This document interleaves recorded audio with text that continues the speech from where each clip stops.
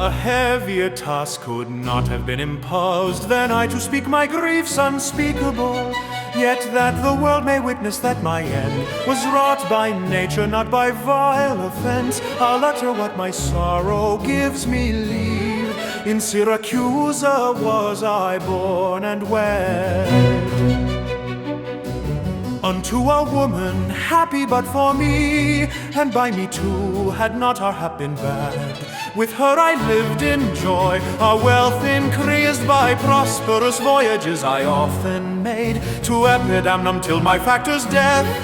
And the great care of goods at random left drew me from kind embracements of my spouse, from whom my absence was not 6 months old, before herself almost at fainting under the pleasing punishment that women bear, had made provision for her following me, and soon and safe arrived where I was.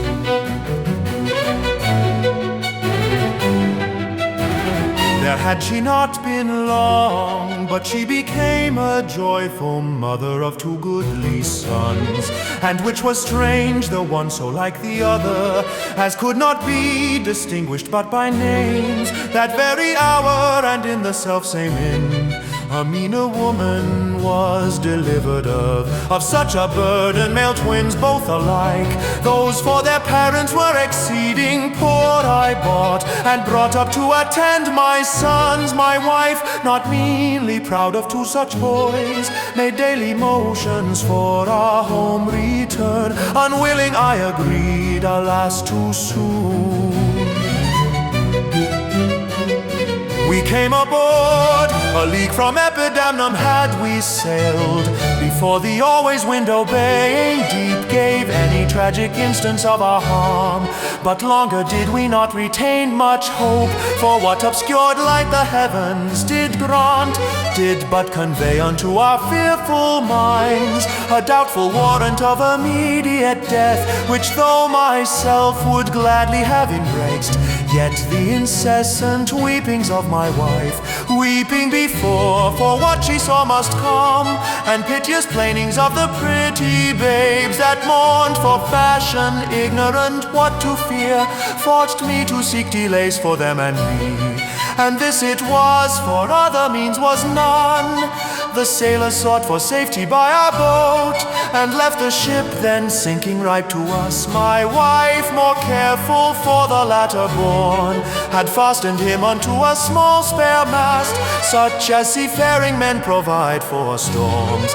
To him one of the other twins was bound, whilst I had been like heedful of the other. The children thus disposed, my wife and I, fixing our eyes on whom our care was fixed, fastened ourselves at either end the mast, and floating straight, obedient to the stream, were carried towards Corinth, as we thought at length the sun, gazing upon the earth, dispersed at those weepers of the pretty babes that mourned for fashion, ignorant what to fear, forced me to seek delays for them and me.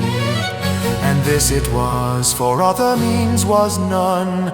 The sailors sought for safety by our boat, and left the ship then sinking ripe to us. My wife, more careful for the latter born, had fastened him unto a small spare mast, such as seafaring men provide for storms. To him one of the other twins was bound, whilst I had been like heedful of the other. The children thus disposed, my wife and I, fixing our eyes on whom our care was fixed, fastened ourselves at either end the mast, and floating straight, obedient to the stream, were carried towards Corinth, as we thought at length the sun, gazing upon the earth, dispersed at those vapors that offended us. And by the benefit of his wished light, the seas waxed at calm, and we discovered 2 ships from far making aim into us. Of Corinth, that of Epidaurus this, but ere they came, oh let me say no more, gather the sequel by that went before.